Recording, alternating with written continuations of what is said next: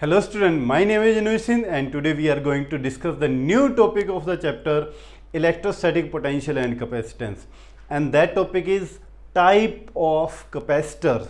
Before going to next class, recall the previous one. In previous lecture we discussed about the capacitor and its property, that is capacitance. तो थोड़ा सा मैं revise करवा दूं फिर आगे चलते हैं।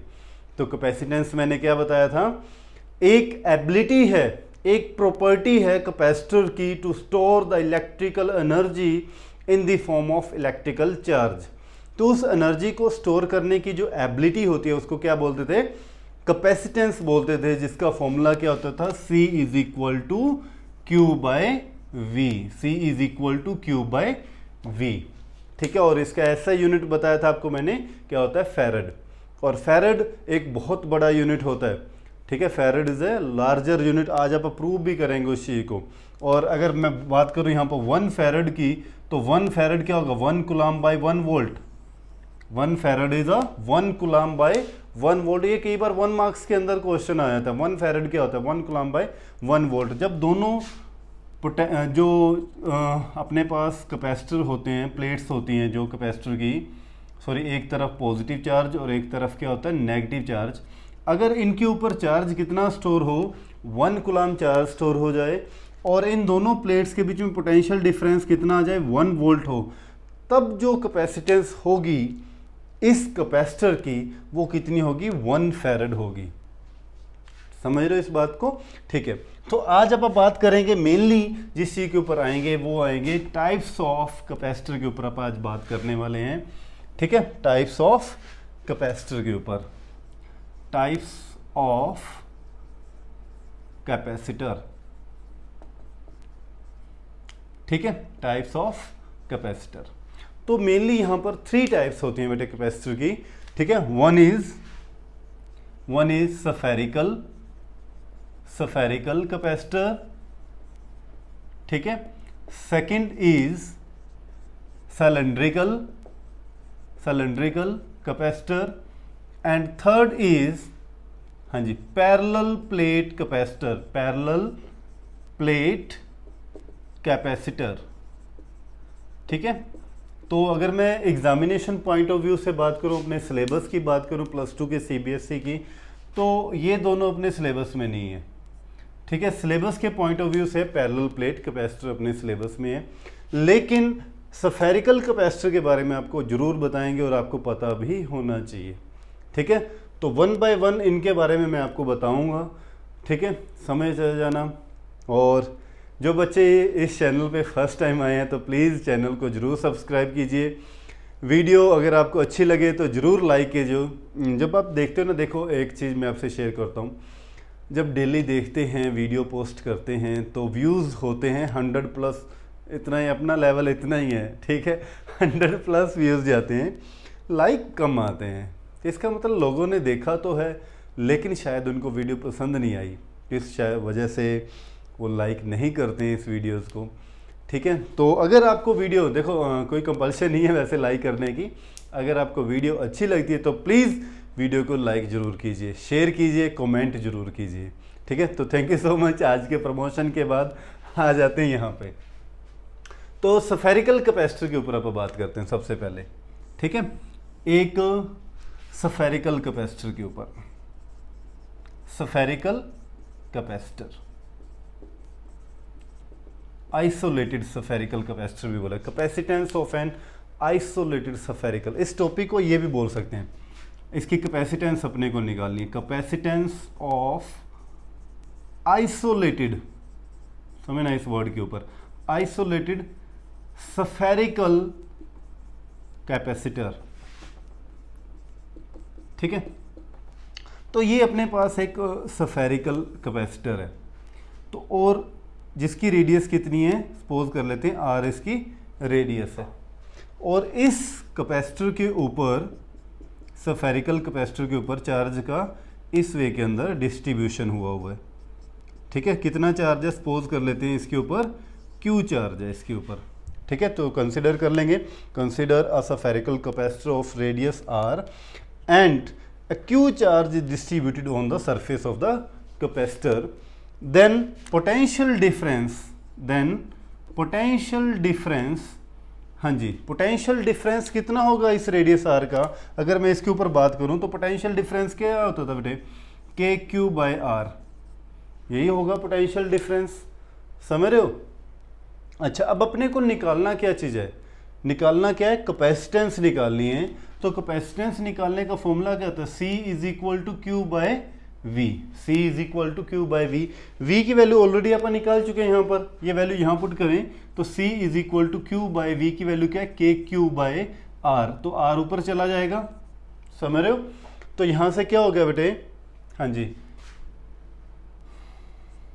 Q से Q क्या हो गया, कैंसल आउट, तो C इज इक्वल टू क्या आता है, आर बाय के, C इज इक्वल टू क्या आ जाएगा, आर बाय के, और K की वैल्यू कितनी होती है, 1/4 पाई एप्सिलॉन नॉट, क्या होती है, 1/4 पाई एप्सिलॉन नॉट। अगर मैं K की वैल्यू यहाँ पर पुट करूँ तो मेरे पास C की वैल्यू क्या आ जाएगी, R by 1/4 pi epsilon nought, तो एप्सिलॉन नॉट ऊपर चला जाएगा, तो C इज इक्वल टू क्या आ जाएगा, 4 पाई एप्सिलॉन नॉट R। तो यहाँ से मैंने प्रीवियस वीडियो के अंदर एक चीज़ बताई थी कि कैपेसिटेंस किन किन फैक्टर्स के ऊपर डिपेंड करता है। तो मैंने बताया था कि capacitance depend on shape and size, मतलब रेडियस के ऊपर डिपेंड करेगा। रेडियस जितनी ज़्यादा रेडियस बढ़ती इंक्रीज होती जाएगी, capacitance is directly proportional to R, ठीक है। Second thing, capacitance depend on permittivity of the medium, permittivity is the nature of the medium, ये भी अपन ने सेकंड पॉइंट लिखा था ना, यहां से क्लियर हो गई ये बातें कि capacitance is depend on permittivity of the medium, ठीक है। यहां पर एप्सिलॉन नॉट है, तो एप्सिलॉन नॉट किसको रिप्रेजेंट कर रहा है, परमिटिविटी ऑफ फ्री स्पेस, समझ रहे हो इस बात को। तो कैपेसिटेंस इन दोनों फैक्टर के ऊपर डिपेंड करता है, क्योंकि ये 4 पाई तो क्या साथ में कांस्टेंट है, ठीक है। अच्छा, एक चीज आपसे और शेयर करूंगा यहाँ पर, जैसे अपन ने प्रीवियस चैप्टर के अंदर कर लिया, क्या इरेज, मैंने इरेज कर दिया भी, ठीक है, राइट कर लेना इसको। अच्छा, प्रीवियस चैप्टर के अंदर एक चीज अपन ने करी थी, अगर आपको थोड़ा याद हो तो एक किया था डाइलेक्ट्रिक कांस्टेंट, डाइलेक्ट्रिक कांस्टेंट के जो किया था ये वो किसके इक्वल था, dielectric constant, permittivity of the medium by permittivity of free space, ये था, है ना। और यहाँ से मैं अगर परमिटिविटी ऑफ मीडियम की बात करूँ तो अपने पास क्या निकल जाएगा, के इंटू एप्सिलॉन नॉट, के इंटू एप्सिलॉन नॉट, ठीक है। ये वैल्यू किसकी होगी, परमिटिविटी ऑफ द मीडियम की। ये अपन ने कैपेसिटेंस किसकी निकाल ली है, फ्री स्पेस की निकाली है।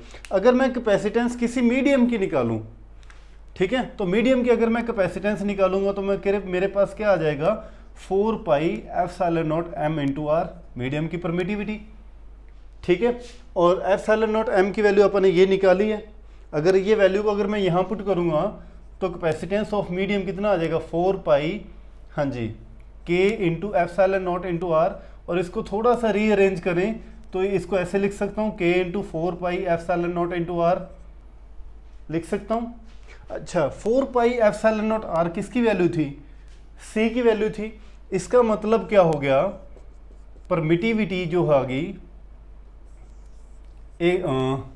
कैपेसिटेंस जो है एक मीडियम की, वो k टाइम्स ग्रेटर देन होती है permittivity capacitance of free space से, ठीक है। अगर ये कैपेसिटेंस एक फ्री मीडियम की है, फ्री स्पेस की है, वैक्यूम की है, तो अगर मैं किसी दो कैपेसिटर्स प्लेट के बीच में अगर कोई डाइलेक्ट्रिक को डाल दूं, मतलब एक मीडियम को और डाल दूं यहाँ पर, ठीक है, तो इस केस में जो परमिटिव कैपेसिटेंस की वैल्यू होती है वो k टाइम्स क्या हो जाती है, इंक्रीज हो जाती है।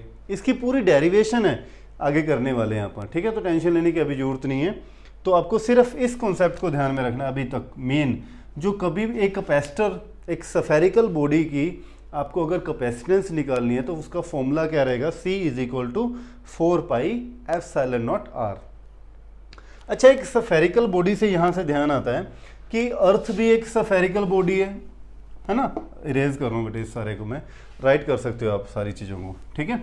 अर्थ भी एक स्फेरिकल बॉडी है, ठीक है। और अर्थ का अगर मुझे कैपेसिटेंस निकालनी हो तो कितनी होगी इसकी कैपेसिटेंस, ठीक है। तो कैपेसिटेंस अगर सपोज कर लेते हैं ये अर्थ है, एक स्फेरिकल बॉडी है,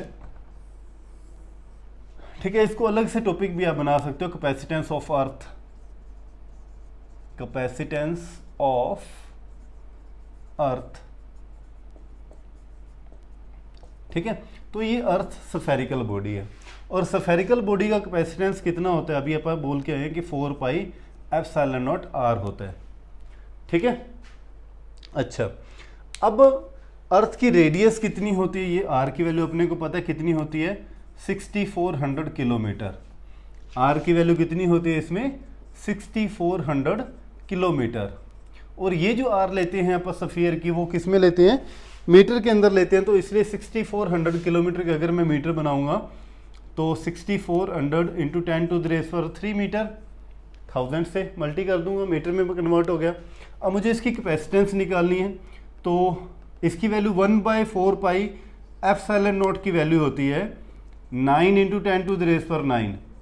लेकिन अपने पास यहाँ पर क्या है, ओनली 4 पाई एप्सिलॉन नॉट आ रहा है, ओनली 4 पाई एप्सिलॉन नॉट है। तो इसकी वैल्यू कितनी होगी, 4 पाई एप्सिलॉन नॉट की वैल्यू यहाँ से अगर मैं बोलूँ तो कितनी हो जाएगी, 9 इंटू 1/9 इंटू 10⁻9 हो जाएगी। इसका उल्टा कर दें अपन। ठीक है, अच्छा ये वैल्यू सारी यहाँ पुट करें तो C इज इक्वल टू क्या आ जाएगा, हाँ जी 1/9 इंटू 10⁻9 इंटू आर की वैल्यू कितनी है 64। अगर मैं इसको और लिखूँ तो 10⁻⁴ कितना हो जाएगा, ये 5, 2 और 3 कितना हो गया 5। ठीक है, अब इसको सोल्व करें अपन तो इसको ऐसे लिख सकता हूँ 64/9 इंटू ये 10⁻9 थी, ऊपर जाएगा तो -9। ठीक है, और 5 ऑलरेडी पड़ा हुआ था, ऊपर जाके कितना हो जाएगा -4। ठीक है, अब 64 को जब 9 से डिवाइड करोगे आप, 64 को जब 9 से डिवाइड करोगे तो 63 1.01। ठीक है, ये आ जाएगा अपने पास फिर से 9, ये आ जाएगा 10, मतलब इस वे के अंदर चलता जाएगा, है ना। तो ये अपने पास कितना आ गया 7.11 इंटू 10⁻⁻⁴। अगर मैं इसको थोड़ा सा और सही करूं तो ये कितना आ जाएगा 711 इंटू 10⁻⁻, हाँ जी, अपॉन में 100 होगा ना, अपॉन में अगर इसको मैं पॉइंट रिमूव करूं तो अपॉन में 100 में 10⁻², 2 पर आएगा तो -2 और 10⁻⁻4 ऑलरेडी पड़ा हुआ है। तो कितनी आ गई बेटे कैपेसिटेंस, 711 इंटू 10⁻⁻6 और कैपेसिटेंस का फॉर्मूला होता है फैरड। अब 10⁻⁻6 का मतलब हो गया कि 6711 माइक्रोफैरड। कैपेसिटेंस ऑफ अर्थ कितनी निकल गई, 711 माइक्रोफैरड होती है। देखो माइक्रो का मतलब क्या होता है, बहुत कम होती है। इतनी बड़ी अर्थ है और उसका जो कैपेसिटेंस किस में होती है, 711 माइक्रोफैरड होती है। बहुत कम कैपेसिटेंस होती है। क्यों होती है ये भी मैं आपको बताने वाला हूँ। ठीक है, ये थ्योरेटिकल वैल्यू होती है 711। अगर मैं प्रैक्टिकली बात करूं but practically earth is electrically neutral, जितना पॉजिटिव चार्ज है उतना नेगेटिव चार्ज है। तो नेट पोटेंशियल अर्थ का क्या होता है, 0 होता है। ठीक है, नेट पोटेंशियल कितना होता है, 0 होता है। और अगर नेट पोटेंशियल 0 होगा तो C इज इक्वल टू क्या होता है, Q/V। समझ में आया, तो Q/0 और Q/0 का मतलब इन्फिनिटी। प्रैक्टिकली अगर आप देखें तो एक अर्थ का की जो कैपेसिटेंस होगी वो इन्फिनिटी होती है, क्योंकि वो उसका पोटेंशियल कितना होता है, अर्थ का 0 होता है नेट पोटेंशियल। ठीक है, तो उस केस के अंदर कैपेसिटेंस उसकी कितनी होनी चाहिए, इन्फिनिटी होनी चाहिए। बट थ्योरेटिकली आप क्या देखते हैं कि उसकी कैपेसिटेंस कितनी आती है, 711 माइक्रोफैरड आती है, बहुत कम आती है। देखिए ऐसा क्यों होता है। ठीक है, इसको राइट कर लीजिए, मैं आपको इसको एक्सप्लेन करता हूँ। हाँ जी, कर लिया राइट, ये बातें लिख लेना। But practically the net potential of the earth is 0 due to which the net capacitance कितनी हो जाएगी, इन्फिनिटी हो जाएगी। ठीक है, अच्छा अब समझना इस बात को कि इतना कम क्यों होता है पोटेंशियल कैपेसिटेंस अर्थ का। तो देखो अगर मैं यहाँ से रेडियस निकालूँ तो R इज इक्वल टू क्या आ जाएगा, C/4 पाई एप्सिलॉन नॉट। ठीक है, मैं रेडियस को कंपेयर करूँगा यहाँ पर अर्थ की रेडियस को। अगर मैं यहाँ पर जो कैपेसिटेंस अगर मैं 1 फैरड भी लेता हूँ और इसकी वैल्यू कितनी होती है बेटे, 1/4 पाई एप्सिलॉन नॉट की, 9 इंटू 10 टू द रेज़ पर 9 यही होती है, ठीक है। तो ये कितना आ जाएगा 1 into 9 into 10 to the raise पर 9 हो जाएगा, क्योंकि मैं इसको ऐसे लिख सकता हूँ ना, अगर मैं इसको ऐसे लिखूँ तो 1/4πε0 इंटू सी, ठीक है। इसकी वैल्यू कितनी होगी 9 इंटू 10 टू द रेज़ पर 9, और कैपेसिटेंस मैंने सिर्फ 1 फैरेड ली है, सिर्फ 1 फैरेड, ध्यान देना इधर।